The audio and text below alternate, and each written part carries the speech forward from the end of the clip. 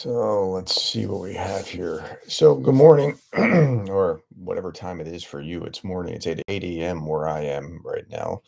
I do these on Saturday mornings because it's about the only time I can fit it into my schedule.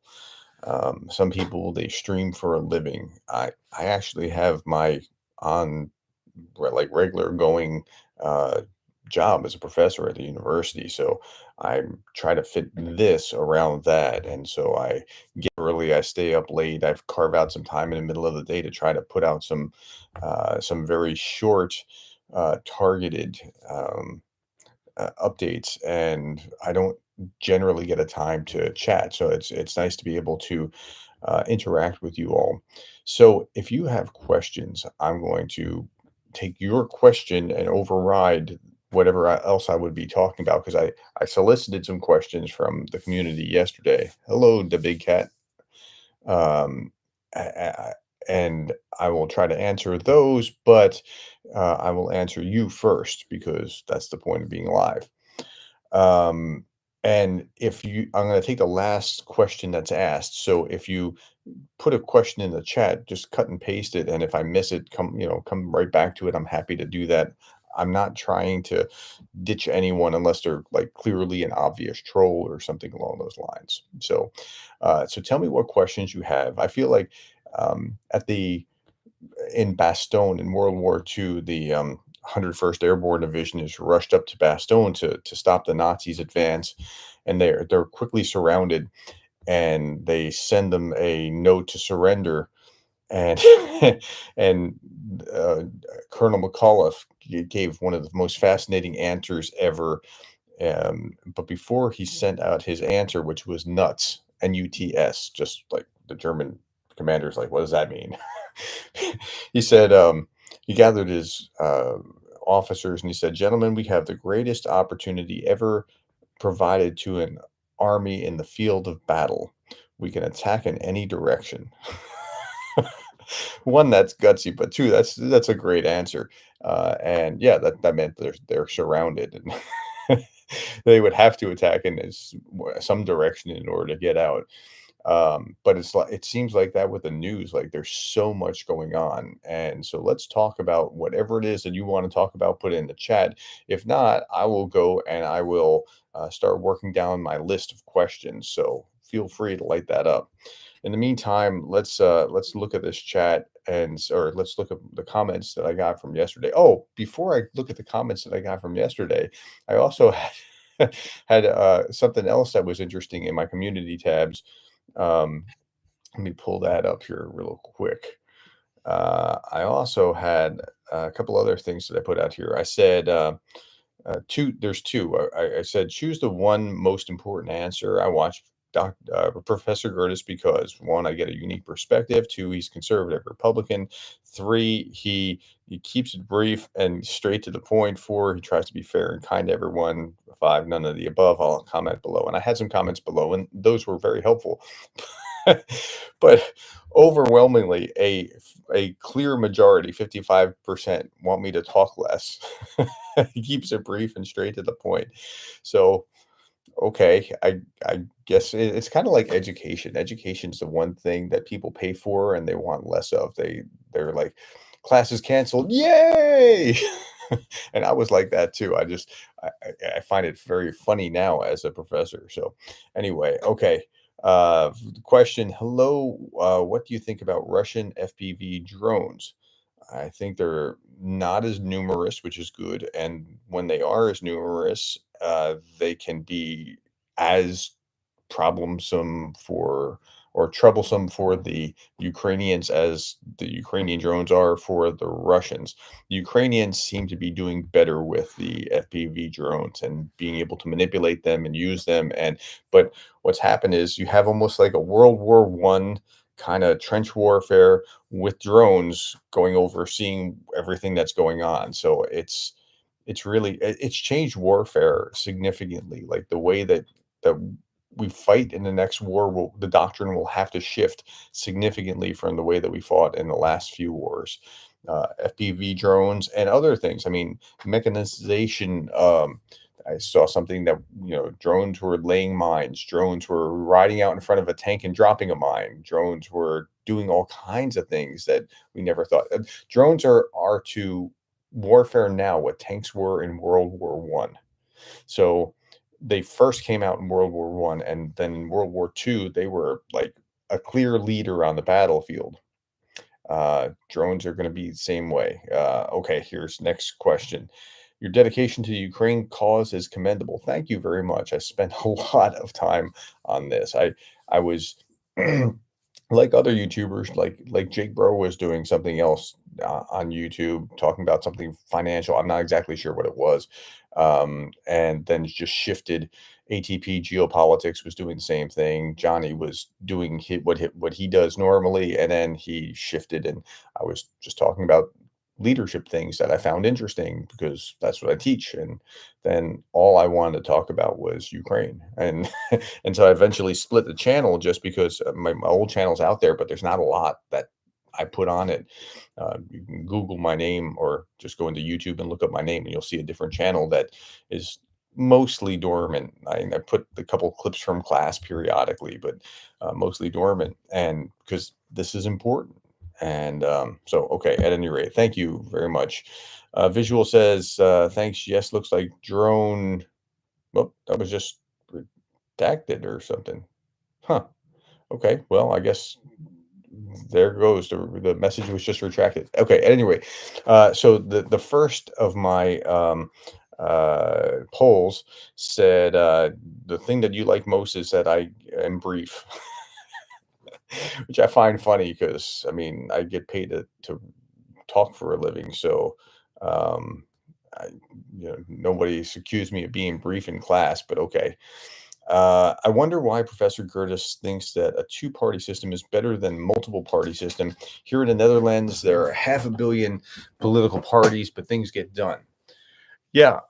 So you either have this or that, right? If you have a two-party system, is a multi-party system in reverse, and the two-party system gives each party, each of the two, the best chance of actually winning. That's their virtue, and that's why they do that.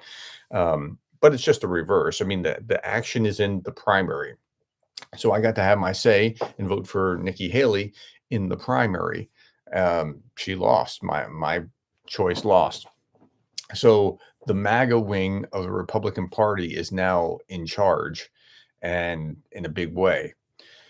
I'm reading a book about conservatism just out of my own curiosity. This kind of, I'm trying to understand more fully myself what happened. I'm a conservative. I've always been a conservative, but what Trump is very different than what I have been uh, accustomed to my whole life in what is conservative Republican politics. I'm reading a book right now. It's Empire of Resentment, and I'm going through that now. And they were talking about the difference between like the Tea Party movement and in 2016 that was kind of overtaken by MAGA. So uh, the Tea Party, I identify far more with the "Don't Tread on Me" Tea Party movement kind of flag, which includes a much more libertarian take on the world, and than I do with the MAGA wing of the Republican Party, and that's there's a big difference. But yes, you're right; you're locked into two parties. Okay, in the European parliamentary kind of system, those parties would have those coalitions would have to work together. Um, if they're going to be able to get along at all. And so there's differences between them. I'm just trying to explain like one is just you do all your getting together on the front end rather than on the back end. It's just the way that it works. Oh, and the big difference is the winner take all system allows our system to function different. But that's not why they can't get along in Congress. They can't get along in Congress for a reason that I admire. And that is to prevent, like, some of you are freaking out, like, if Donald Trump gets into office, there will be authoritarian, the US is going to convert into what's the thing with the red hats, the dystopian book, A Handmaid's Tale. That's not what's going to happen. I mean, if he gets there, some things will change, but nothing like that. And you're freaking out because our system is not designed to allow any one person to be able to run roughshod over it. And so we talk about checks and balances. Well, there's checks and balances, and then there's layers of checks and balances. So you have the federal, the state, and the local, and then you have federally, you just have the president, you have the Congress, you have the judiciary, three independent branches, and then even a divided Congress, which you're seeing the dividedness of Congress. So it's hard to get anything done, including taking over stuff.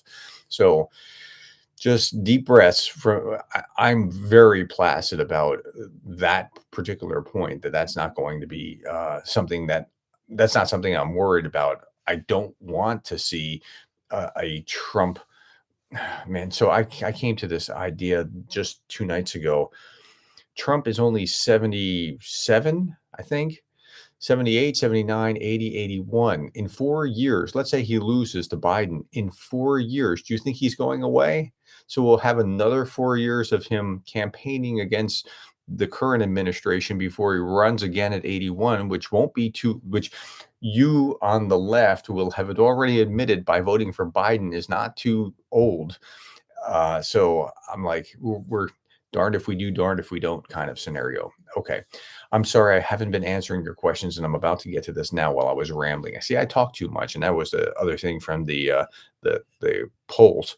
Okay. So John McGinney, I was wondering why. By the way, I don't have a moderator. I do live streams pretty poorly. I just try to answer whatever came last or that sort of thing. So, John McGinney said, I was wondering why conventionally armed Tomahawk cruise missiles haven't been a weapon that the West has given to Ukraine. Are there too few, or aren't they good enough? Good fit? Got too much range, maybe. So I can only answer this in a general way because I am not a military guy. So I'll do a lot better on your political questions, trying to understand why the players are doing what they're doing. My understanding of how weapons are given is that it's not given like, what exactly do you need? So much as what do we have?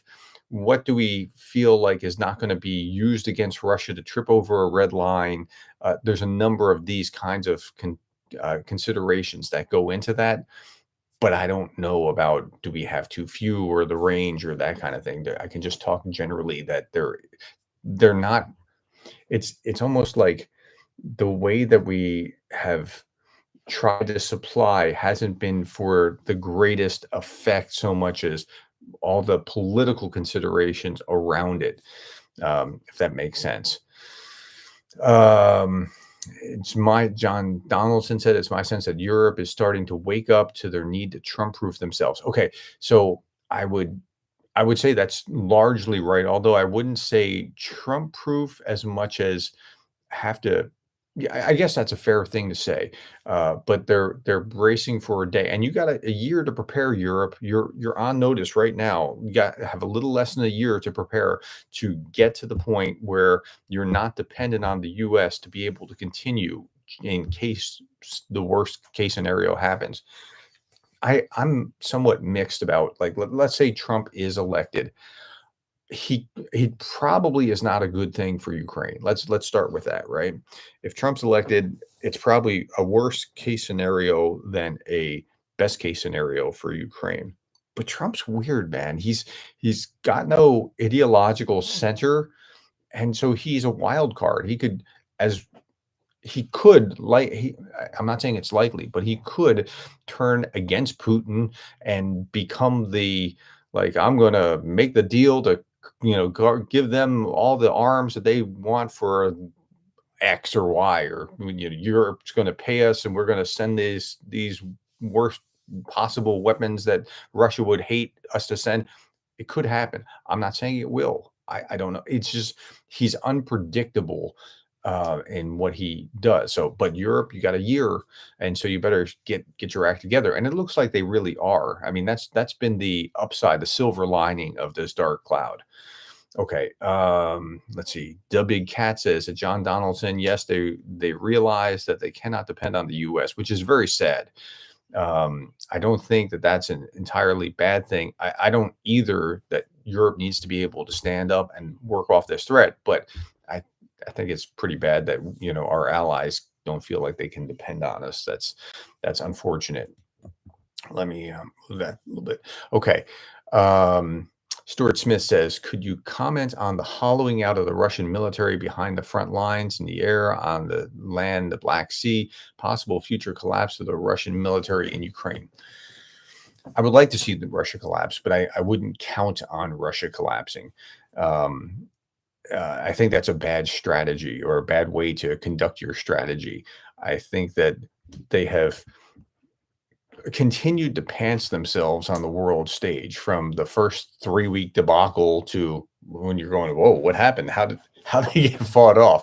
Um, to loss of 20 some odd ships or more in the Black Sea, like a third of the Black Sea fleet has been like by someone who has no navy, to taking down all these aircraft in February and early March. It's not good, but they learned. I mean, eventually. But I can't comment on like this is going to happen by that date. It's just the Ukrainians are very smart in the way that they reorganize and do things. Okay. It seems to me that Trump is employing that old maxim. This is Mark Waldenberger, old maxim in politics: keep your friends close, but your enemies closer. Doesn't it seem that way from Trump's meetings and what he said lately? That could be. So I think when people interpret it like he just loves it. Now, it is true. Authoritarians do tend to like each other. They're clubby in a weird way. Like the democratic leaders tend to get together. Authoritarian leaders tend to get together.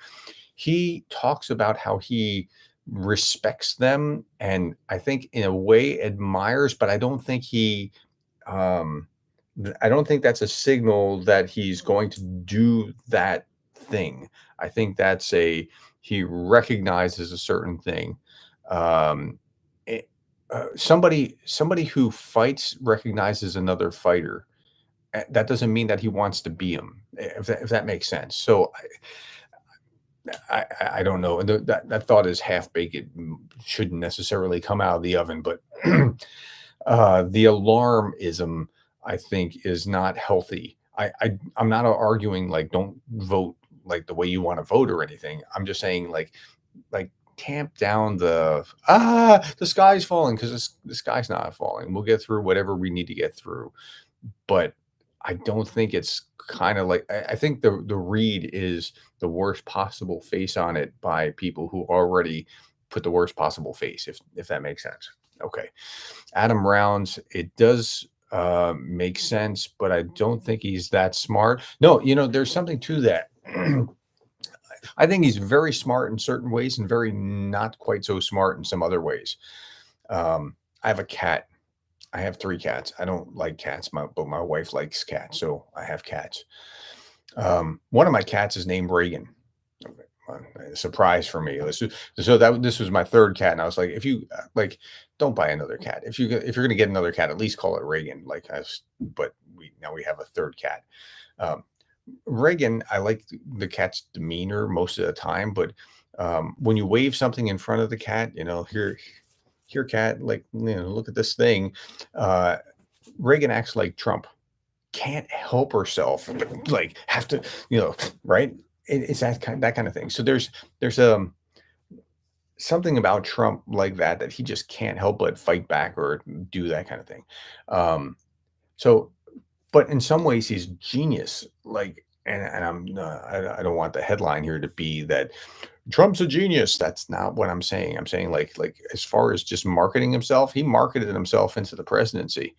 And same thing. Like people, Republicans used to denigrate Barack Obama in the same way. Like, well, he's a community organizer. Well, he community organized his way right into the White House, right? So in some ways, he's very smart, but in some ways, he doesn't have any. But I wouldn't discount and say like he just doesn't have an intellect. He his moral compass may have some significant issues, but he's not a slouch. And I'm like he's been into the presidency. He already knows the job. Like so, at any rate, okay, I'm belaboring this now. Trump is not playing 4D chess, he's playing Hungry Hungry Hippos.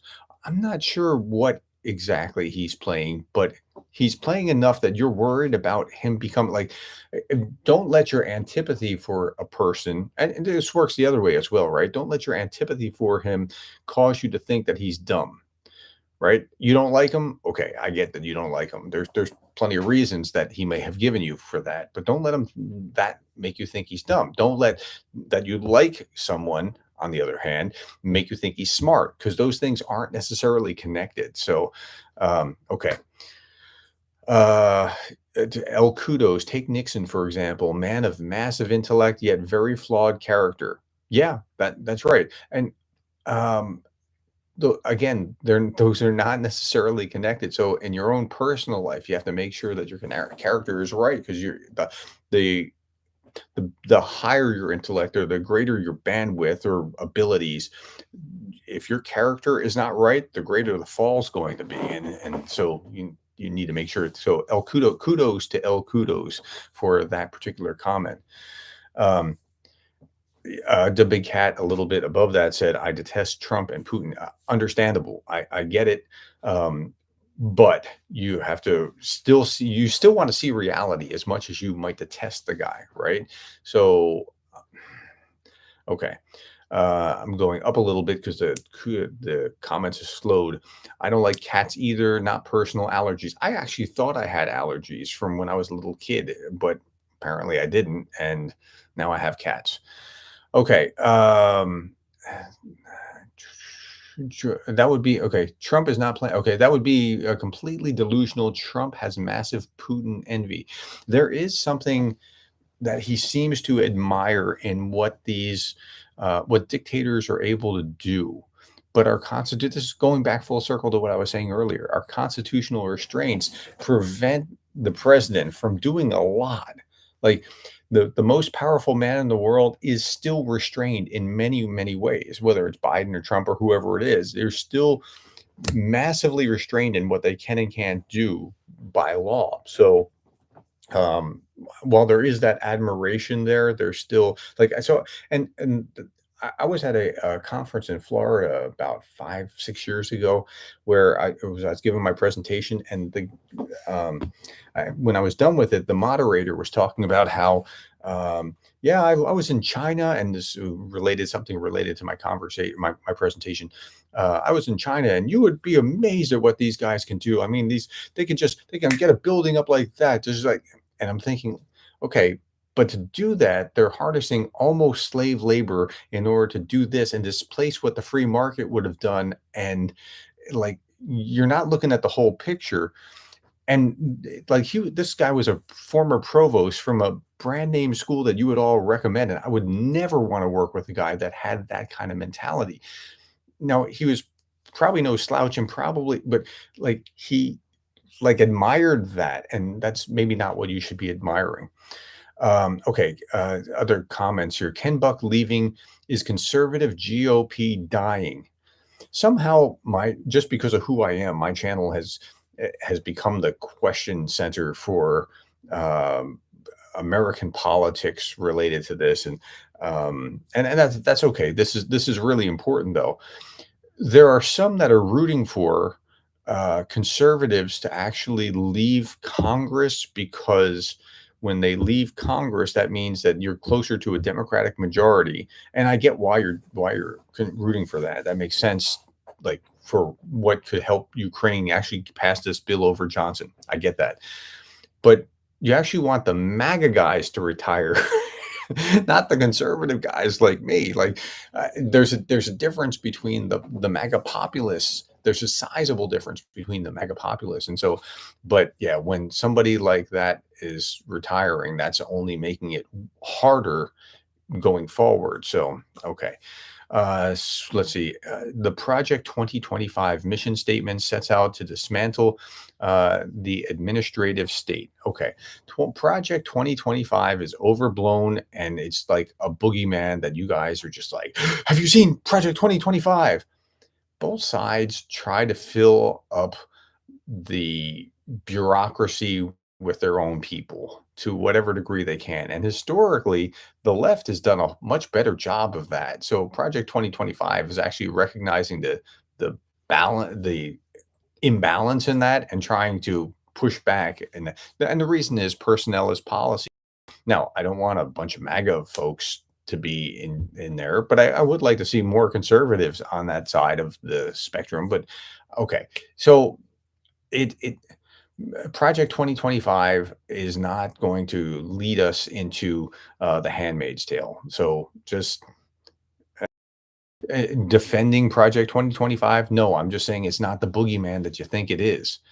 So you think Project 2025, they're going to take over the world. No, it's not that. It's really not. I mean, I looked over some stuff about it. I mean, look at the Leadership Institute's been doing this for years, right? I mean, it's just trying to uh, train people so they can go into government and be effective in government. Okay, but honestly, you got to understand, it's not like there are enough real problems out there that we don't want to have extra boogeymen out there.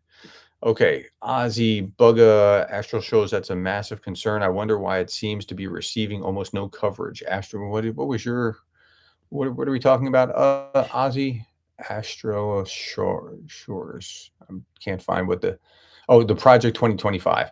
Yeah, again, I don't think I think it's overblown and there are bigger issues. Okay. Wouldn't becoming an independent and staying within Congress to vote be better? Yes, Robert, I agree that if Buck wanted to show his displeasure in a meaningful way, he could become independent. But I mean, I think he's just sickened of Ken Buck and the others that are leaving Congress. They're just sickened and don't want to be part of this. Like there is something about the Trumpian wing that is really, I don't want to say toxic, that's not the right word, really vitriolic, really just there's something different about and the lightning rod for that is Marjorie Taylor Greene. Like when you think of her, do you think like you want to sit down and have lunch with her, or do you think like she's just gonna yell at you? Like it's that kind of something. And to people who have civility, that's not okay. That's not, I mean, so, um, yeah, okay. Simon Oster, is there anything Trump could say or do that would make you vote for Biden? I'm not going to win on either one of these, right? I'm gonna lose. I don't see myself voting for Trump. I don't see myself voting for Biden. Some of you will say, "Why would you have to vote for Biden if you?" Okay, I don't think you understand our system if you're saying that.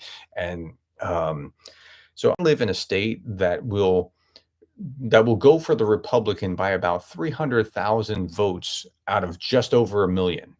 I mean, like, it's a safely conservative state that it just will. So I'm in that position where it doesn't really matter. It's not like my vote is going to tip the scale anywhere else. There's really going to be in any given election a half dozen, maybe a dozen at tops contested states. And just because we like the state, it's winner take all. So because if they win by one in our state, then all those delegates go to that candidate, and we're safe by 300,000. So it's not an issue. Um, so, Ozzy, I'll look at that again. So, you're saying, are you aware of the Project 2025 mission statement? So, I read about the Project 2025.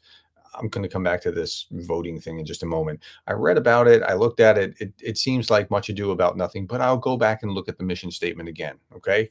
I promise I'll do that. Okay. Um, so back to voting. I don't win in any scenario here. I lose where if we get Trump, I lose with Ukraine, and I've spent 1,300 videos um, trying to support Ukraine. I'm all in trying to support Ukraine. As a conservative, I'm socially conservative, economically conservative, and foreign policy is conservative. Like that's how conservatives used to roll. This is what old guard conservatives were. And that foreign policy has to be there. And that's very important. And people are literally dying. That like this is why this is important. So if we get Trump, I lose there, or very quite potentially lose there. Again, he's a wild card, but I think it's probably going to be more negative than not, right? I mean, I think most people would agree with that assessment. I think the thing that they'll challenge me is that he would be wild cardish, because they have this like, he's in Putin's pocket, he's being paid by Putin. I don't know. That sounds very conspiratorial to me. I think Trump worships Trump. Like, he's really beholden to Trump. That's who he, at any rate.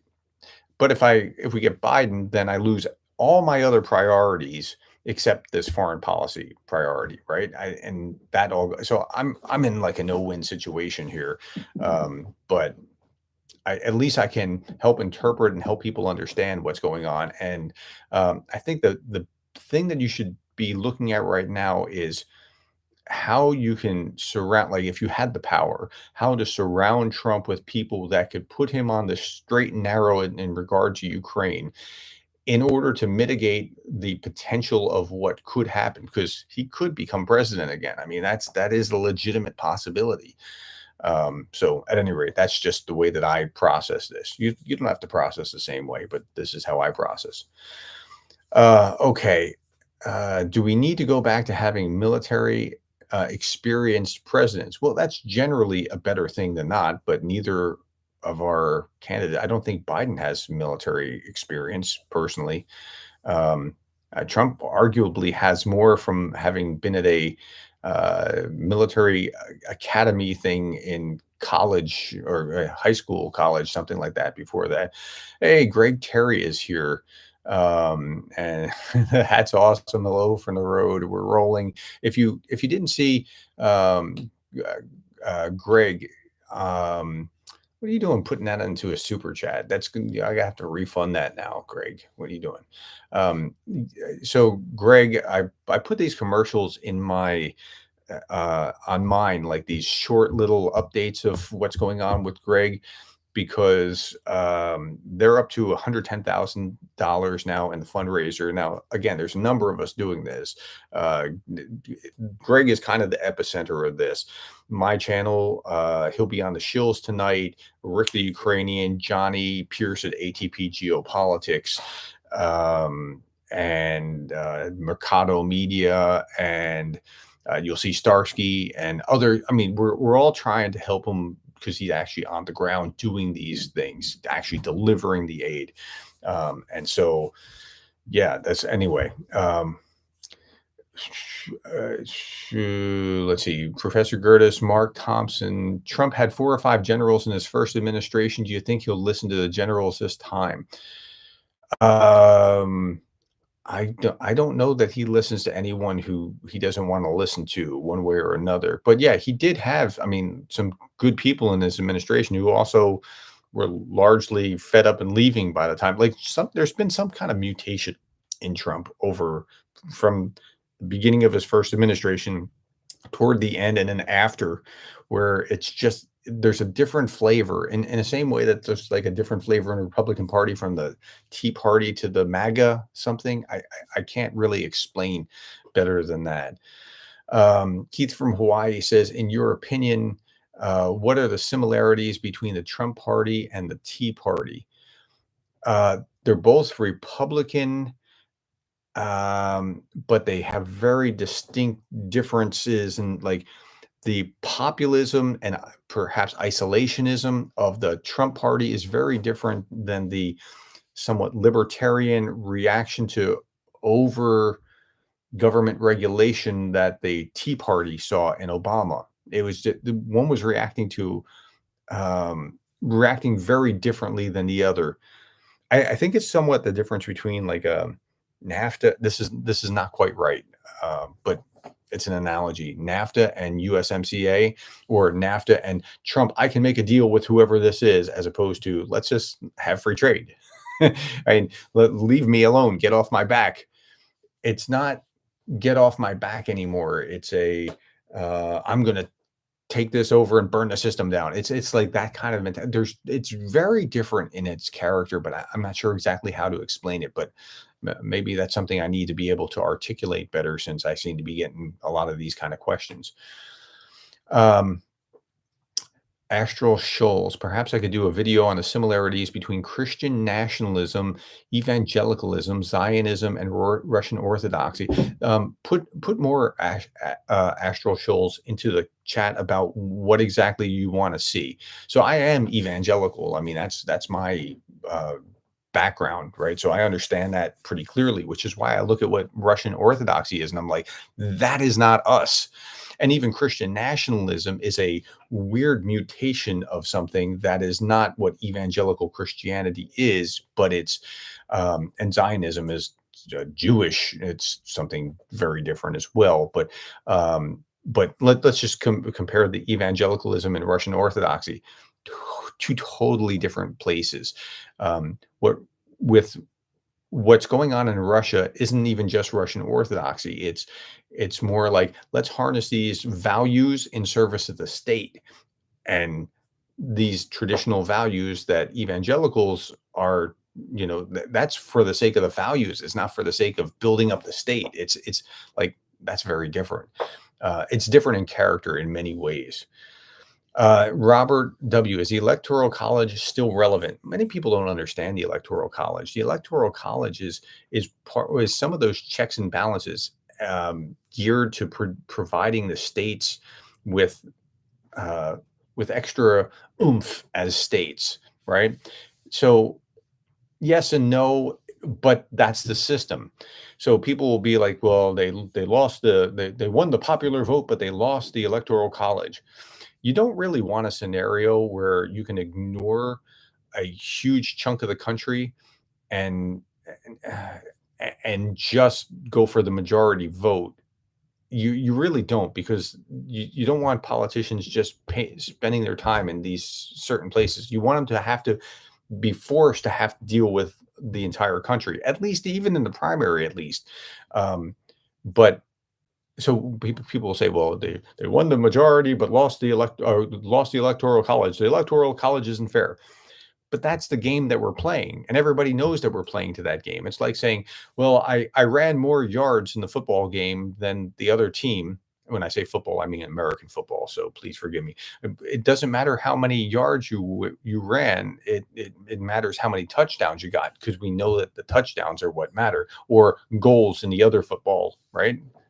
If you controlled the ball in soccer, the other football, the European football, if you controlled the ball the whole game, almost 90% of the time, but the other team scored a goal and you didn't, doesn't matter. So that's yeah. But that's a good question, because a lot of people have questions about the Electoral College. Professor, non-Americans have difficulty with the problem Americans have in changing parties. Why do you think this is so? That's interesting. I've heard a lot of people asking that. A lot of people have said something to me about that, like, why don't you just change parties? Part of it is that the other party is, um, how do I put this? Opposed to 90% of my values. I mean, so it's not easy to just change parties. It's very hard here, because you only have this side or that side.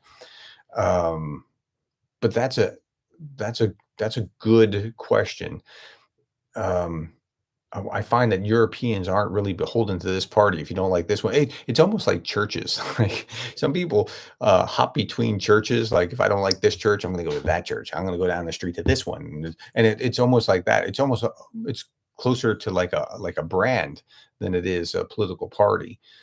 So that's a good question. Ozzy says Trump managed to lose money owning casinos. Smart. Laugh out loud. Yeah, I was just watching a documentary about that last night, Ozzy. I'm trying to remember which one it was, but yeah, he he owned Trump Castle and Trump something else in Atlantic City, and then he built the Trump Taj Mahal, and he got it was too big for his britches, and it ruined him. And yeah, that was not. He was trying to do the biggest, the best, the greatest, the whatever. So shooting for the stars, but you got to be able to manage it too.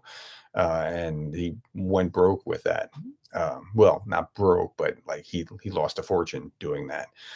Um, Mark Waldenberg, we tried being isolationist before World War One and ended up being involved in that. Same with World War Two and Pearl Harbor. Either we got involved before things become global conflict or else. Okay. So there's really bad history floating around about that. And people are saying, well, these Republicans, they were just like this. Okay. Republicans weren't even Republicans in this sense before World War II. So the parties kind of switched.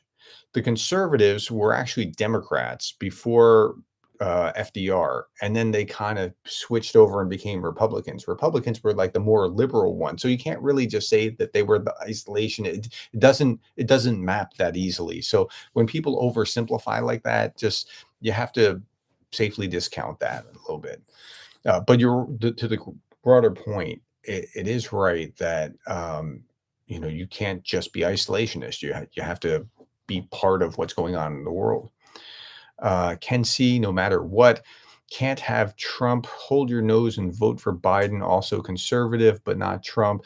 Please, not that. In the world, U.S. foreign policy, blah. You know better than I. Love your work here. Yeah, I mean, I get it. There's not a good scenario. There's like bad and worse. So I understand. Hello, Professor Gerdes. This is just above that. I just tuned in, so I'm starting at the beginning, but I wanted to say hello and thank you while I'm still here. Well, thank you. I'm nice to see you.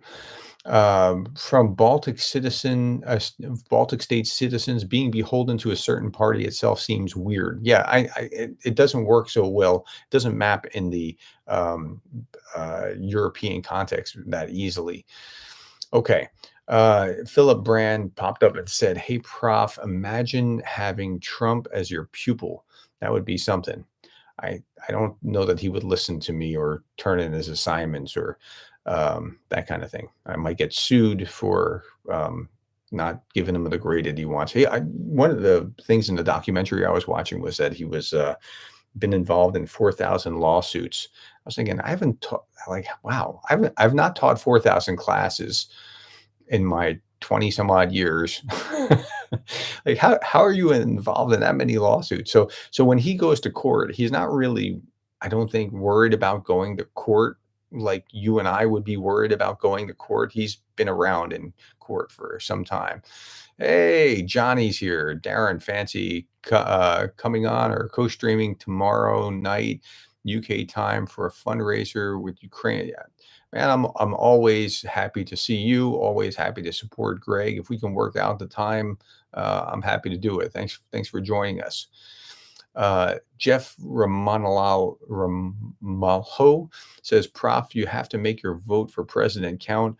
I can only look on from Canada and hope that the best choice for Ukraine is chosen by U.S. citizens. Again, in this is somewhat of a misunderstanding of how U.S. politics actually works. In my state, I would have to amass more than 300,000 other votes to overcome the amount of by which the conservative will be voted for, and then all the delegates will go there. It's not just simple math. Okay. Oh yeah, Ozzy says to ATP Geopolitics, "You're my first go-to source daily. Thanks, ATP Geopolitics." By the way, I put something else in my community a few days ago. This is the one that started a bit of a firestorm here. I was asking, where was it? Contemplate. Where's the I? Let's see here. Where's the one where I was asking about the YouTuber? Which YouTubers do you most? Anyway, okay, here it is. Which YouTuber provides you with the most accurate info and analysis, and explain why you think so? And they were crazy complimentary of ATP Geopolitics. Jake Bro got the most overall. Like he got the most whatever, but they were very kind to ATP Geopolitics about how accurate he was, how clear he was, how all that kind of stuff. So good work, Johnny. Didn't even talk about the last poll. I haven't pulled it up yet. I said Putin will get what percent of the vote, and only 66%, 66 people have commented so far. But the the highest percentage is in the 90 to 100% range, and then second highest is 80 to 90% range, and 20% have guessed that he will get more than 100% of eligible voters. So that's kind of fun to watch. Okay, Mark Waldenberger. Trump has taken the anger, the angst, the frustration of every American who feels unfranchised all the way around and want their say. Spot on. That is what is going on with Trump right there. Mark, you get an A plus. So I showed this one thing on my one video that I actually cropped it from class, where we talked about how um, populism has married the charismatic leadership. And now, charismatic leadership, okay, so I'm going to nerd out here for a little bit. Students that don't understand a lot about leadership think like charismatic leadership, be a charismatic leader. That's the end all and be all of it. No, there's a dark side. Even Peter Drucker, who's like the father of management, was warning about charismatic leaders. Trump has a certain charisma, but that charisma can be served positively or it can be served negatively. And so if you take the negative side of charismatic leader, where it becomes all about you, this is like pseudo transformational leadership. I know I'm nerding out again. Transformational leadership is causing you to seek new heights and do more and be more and serve more and whatever. Pseudo transformational leadership is actually doing the same kind of thing, but about you, right? So Trump is kind of doing that, and he's married that to a populism that is just wants to burn everything down because they're angry. They don't want um, they don't want Trump to go be civil. They want him to punch the other side in the nose because they can't. So they want him to be their vehicle to go smash the other side because they feel slighted, downtrodden, overlooked, out of the system, whatever it is.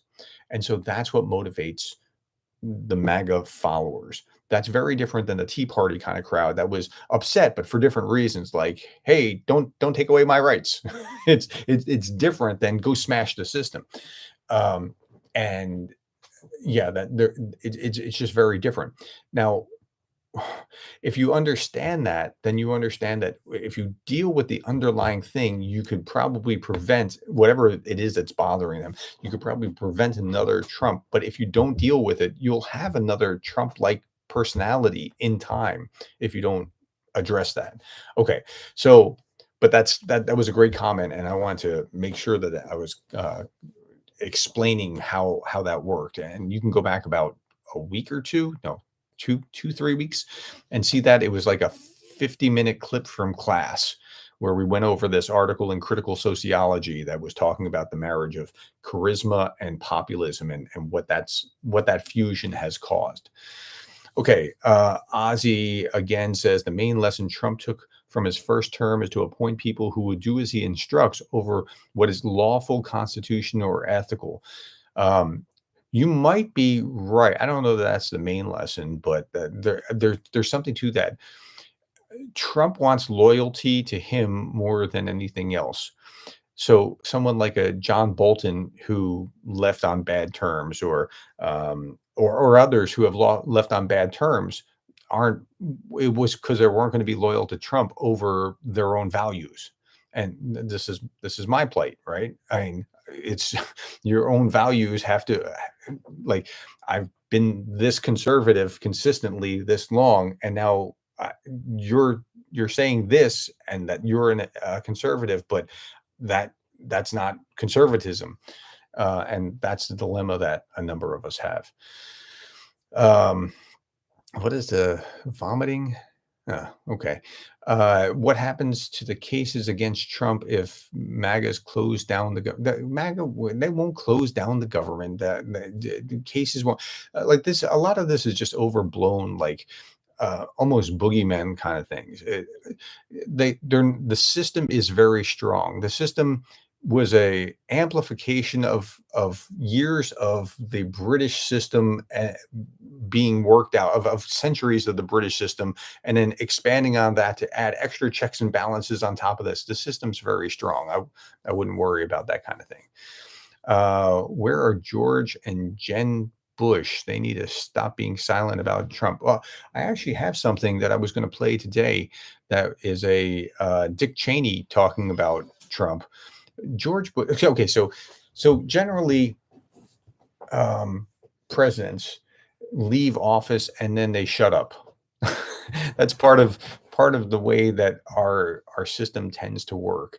Um, so you're done with your term, you leave office, and Obama was a little bad about this. He still wanted to talk some, but then he kind of faded off as well. You get off stage and you leave. Now Trump wanted to come back, and that's a difference. And so, but George Bush, when he retired and was done and let other people do the talking for him. And I think that's a solid tradition that I think is very useful, and allows some respect and civility. Um, let's see. Trump is worst case for anyone. Yes, I wish they would do that more, Professor. Here we're talking about the civility. By the way, Darren, I really appreciate the forum that I create. Yeah, it's a little different over here just because I come from a different perspective. But and again, that civility I think is necessary, and I think my perspective is going to seem overly kind to some of you, to uh, Trump or to the Republican Party or whatever else. I'm also overly kind. I'm very kind to my opponents as well. And you need to be kind to your opponents, and you need to put the best face on what you think your opponents are, rather than the worst possible face. I think that'll serve you a lot better in life. Now, okay, Greg, I made this point 2 days ago. If Trump loses, can he run again in 2028? Yes. If Trump loses, he's eligible to run. So you're talking about, the worst case scenario is Trump 2024. I, it might be, but what if a case of Trump losing in 2024, Biden serving out 4 years, and Trump winning in 2028 when he's 81? Like we all have just agreed, at least uh, in some way, in this term, we're agreeing that 81 is not too old. And yeah, that could be. So you would have not just here's the case scenario, not just the 4 years of Trump in 2028 for the next 4 years, but 4 years of Trump campaigning against Biden and Democrats and everything else along the way before he gets to that. How about that? Okay, now I just depressed you. I'm sure I've just and that is a possibility. I'm not saying that's going to happen, but it is a possibility. Uh, John Cromwell says, I think you give more props to Biden. What are the things you stand for? I'll bet Biden checks off a lot of them. Nope. There's almost nothing domestically that Biden came out in his first week and said that he was going to try to be conciliatory, and then he really wasn't. But there's almost nothing domestically where we see eye to eye. It's only on this foreign policy issue, and I've been as kind, like he has stood by Ukraine. I've said that. Now he's also been too quick to be deterred by Putin, but so has the entire all the players in Europe, and entirety of NATO has been like that. But yeah, we don't see eye to eye on pretty much everything else domestically.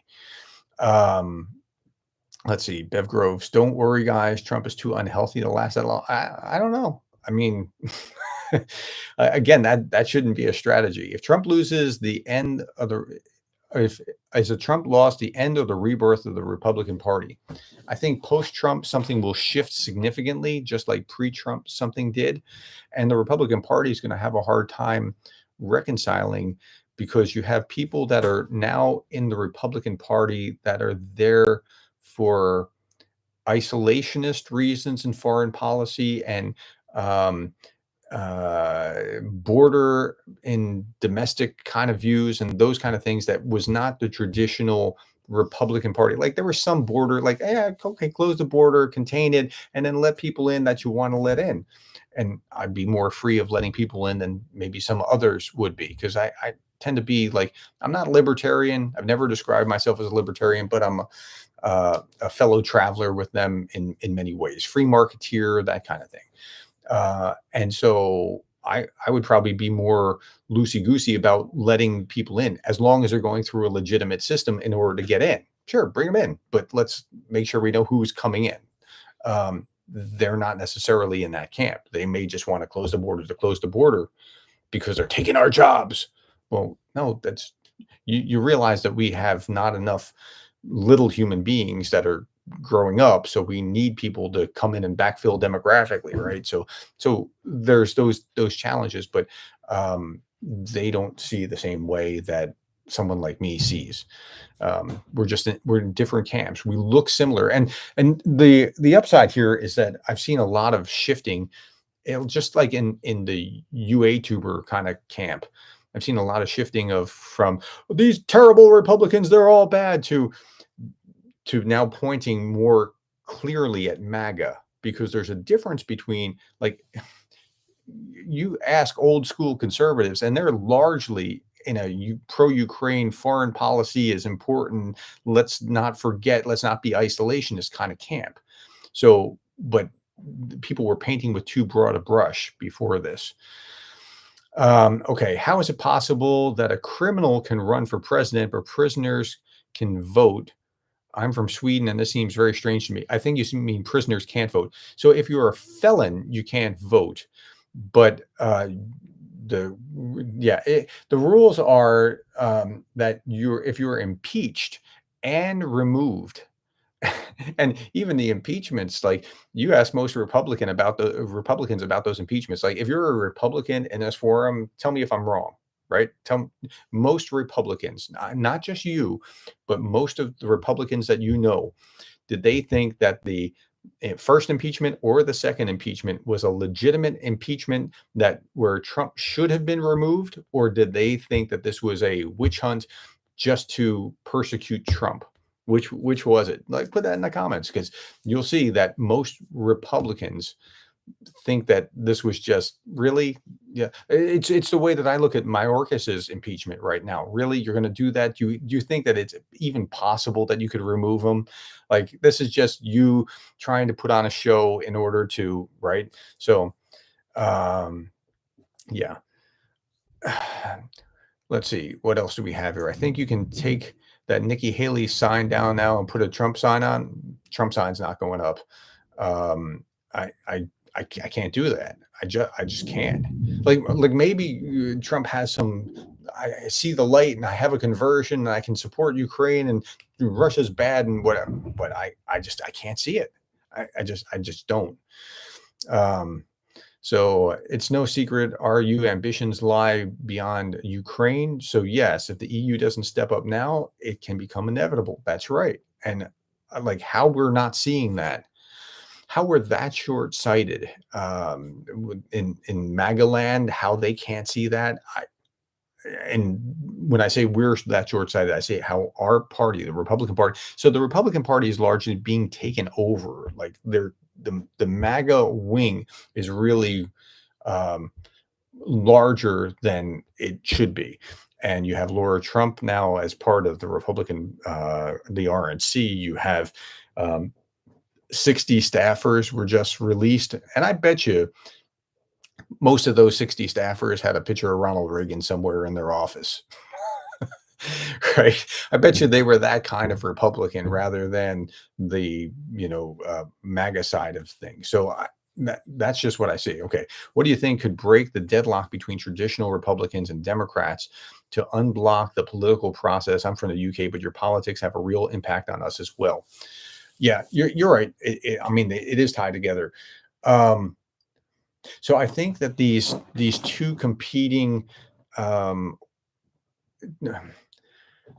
the two competing negotiated ways of trying to push Mike Johnson are actually really healthy, in that I think that could shove him off to make sure that he does it, so that it's not done by the petition, the discharge petitions.